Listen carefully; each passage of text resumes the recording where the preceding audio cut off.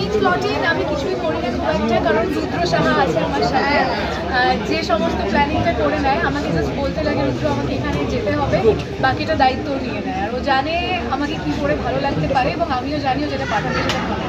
মানুষের বিশ্বাসটা একদম একদম অনেক বছরের বিশ্বাস। অনেকদিন পর তোমাকে আবার কলকাতায় পেলাম আমরা, মানে এটা আমাদের লাক বলা যায়। না না, এমন কোনো ব্যাপার নয় গো, কারণ এখান থেকে শুরু করেছি। কিছুদিন আগে বিভীষণও এসছে, আমি কলকাতায় এসেছিলাম। আমি প্রায় এখানে থাকি এবং কলকাতা আমার কাছে মানে ভীষণ আমার কাছের। আমি যখনই সুযোগ পাই আমি কলকাতায় চলে আসি। প্রজেক্টটা নিয়ে কি বলবে? একদম অন্যরকম, মানে একটা আনসাম্বল কাস্ট এবং গল্পটা সেরকম, কেন অ্যাকসেপ্ট করো? একটাই কথা বলতে চাই, আর্টেটাইমের সাথে এটা আমার দ্বিতীয় কাজ। এর আগেও আমরা প্রেমে পড়া বারণ করেছি এবং সেটার একটা হিউজ রেসপন্স পেয়েছি, এবং লোকে ভাবছে যে প্রেমে পড়া বারণ 2 কেন আসছে না। আমি এখন বেশি কিছু বলতে পারছি না। আজকে আমরা তোমাকে বুঝি না প্রিয় নিয়েই কথা বলবো, এবং অর্জুনদার সাথেও এটা আমার প্রথম কাজ অ্যাকচুয়ালি নয়, এটা দ্বিতীয় কাজের। আগে আমরা হোমস্টে মার্ডার্স করেছি, বাট সেখানে খুবই ছোট একটি চরিত্র আমার ছিল এবং আমাদের খুব একটা ইন্টারাকশন হয়নি। এটা জুটি হিসাবে প্রথম কাজ আমাদের। তো কাজের অভিজ্ঞতা ভীষণই ভালো, কাজ করে খুব ভালো লেগেছে। এবং আমি জানি না, হয়তো আমার বলা উচিত নয়, কিন্তু নিজে যখন কাজটা করেছি আমার দেখতে খুব মিষ্টি লাগছে আমাদের দুজনকে একসাথে। তো দর্শকেরাও যতটা কানেক্ট করতে পারবেন, যতটা ভালোবাসা দেবেন, আমাদের কাছে এটা আশীর্বাদের মতো। তোমাকে বুঝি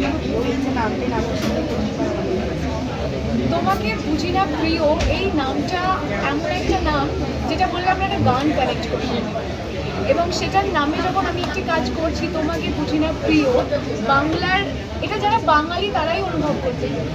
তোমাকে বুঝি না প্রিয়, অনেকে আমাদের কমপ্লেন থাকে যে তুমি তো আমাকে বোঝোই না। তো সেই জায়গা থেকে নামটা কত জাস্টিফাইড, এই পুরো সিরিজটা দেখলে সবাই বুঝতে পারবে যে এটার নাম কেন।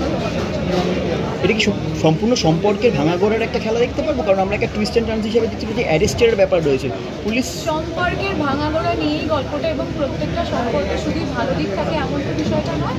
প্রচুর ভাঙাগড়ার মধ্যে দিয়ে একটা সম্পর্ক যায়, এবং তারপরেও যে সম্পর্কটা টিকে থাকে সেটা দুটো মানুষের এফোর্টের জন্যই টিকে থাকে, এবং সেটা কীভাবে একটা সম্পর্ক কন্টিনিউ হচ্ছে সেই নিয়েই গল্প। আর নতুন কি কাজ আসছে? খুব ভালো ভালো কাজ আসছে। কিছু শেয়ার করা যাবে না? টেলিভিশনে কবে দেখতে পাবো? হ্যাঁ, এইটা একটা বড় প্রশ্ন।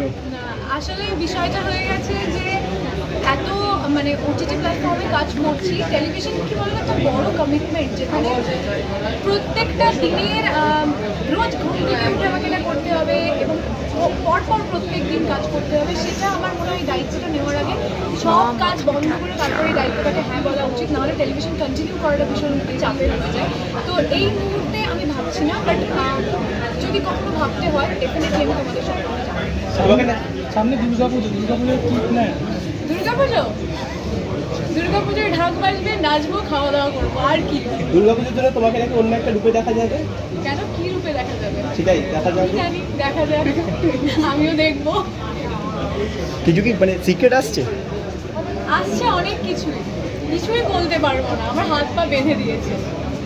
তো দেখতেই পাবে যখন যায়। লক্ষ্মী মেয়েকে লক্ষ্মী ভাবে, লক্ষ্মী মেয়েকে লক্ষ্মী মেয়ে কতটা আমি জানি না, দেখা যায়। সিরিজে তো আমরা দেখলাম যে প্রেমের একটা বিষয় আছে, নিজের রিয়েল লাইফে কি প্রেমের কোনো ব্যাপার? না, আমি আজকের দিনে শুধু প্রেমে পড়া বারণ নিয়েই কথা বলতে এসেছি। Thank you